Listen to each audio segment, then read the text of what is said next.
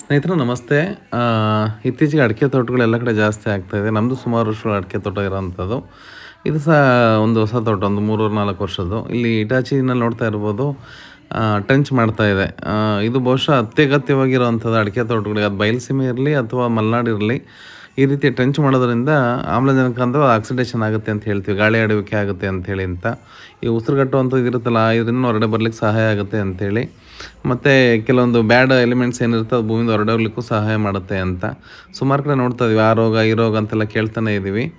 ಈ ರೀತಿ ಮಾಡಿಸೋದ್ರಿಂದ ಸಣ್ಣ ಸಣ್ಣ ಇಟಾಚ್ಗಳನ್ನ ಉಪಯೋಗಿಸ್ಕೊಂಡು ಮಾಡಿಸೋದ್ರಿಂದ ಸುಮಾರು ಒಂದು ಅರ್ಧದಿಂದ ಮುಕ್ಕಾಲು ಅಡಿ ಸಾಕು ನಮಗೆ ಅನಿಸುತ್ತೆ ಬಹುಶಃ.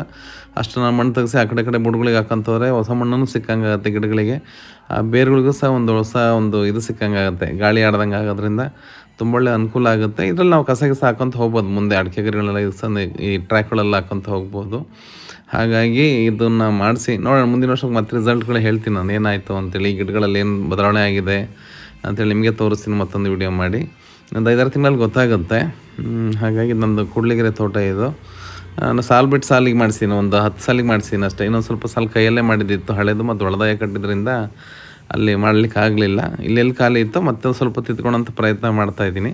ಮತ್ತು ನೀರು ಬಿಡಲಿಕ್ಕೂ ಅನುಕೂಲ ಆಗುತ್ತೆ ಅನ್ನೋದು ಒಂದು ದೃಷ್ಟಿನೂ ಆಗುತ್ತೆ. ಈ ಟ್ರೆಂಚಲ್ಲಿ ನಾವು ನೀರು ಕೊಟ್ಟಾಗೂ ಬೇರುಗಳಿಗೆ ನೀರು ಸಿಗೋದ್ರಿಂದ ತುಂಬ ಸ್ಪೀಡಾಗಿ ಆ ಕೆಲಸನ ಆಗುತ್ತೆ ಅಂತ ಹೇಳಿ ಈ ರೀತಿಯ ಒಂದು ಬದಲಾವಣೆ ಮಾಡ್ಕೊಂಡಿದ್ದೀನಿ ಈ ವರ್ಷ. ಎಲ್ಲ ಕಡೆ ನೋಡ್ಕೊಂಡು ಬಂದೇ ಮಾಡ್ತಿರೋಂಥದ್ದು. ನಾನೇ ಹೊಸ್ದಾಗಿ ಕಂಡು ಹಿಡಿದಿರೋದಲ್ಲ, ಬೇರೆ ಎಲ್ಲ ಕಡೆ ನೋಡ್ಕೊಂಡು ಬಂದಾಗ ಅಲ್ಲಿಯ ಗಿಡಗಳ ಆರೋಗ್ಯ ತುಂಬ ಚೆನ್ನಾಗಿತ್ತು ನಮ್ಮ ಗಿಡಗಳಿಗಿಂತ ಗೊತ್ತಾದ ಮೇಲೆ ನೋಡೋಣ, ನಾನು ಮಾಡೋಣ ಪ್ರಯೋಗ ತಾನೇ. ಒಂದು ಕೃಷಿ ಅಂದರೆ ನಿರಂತರವಾಗಿ ನಡೆಯುವಂಥ ಒಂದು ಪ್ರಯೋಗಗಳಂತಲೇ ಹೇಳ್ಬೋದು ಕೃಷಿ ರಂಗದಲ್ಲಿ. ಹಾಗಾಗಿ ನೋಡೋಣ ಏನಾಗುತ್ತೆ ಅಂಥೇಳಿ. Thank you.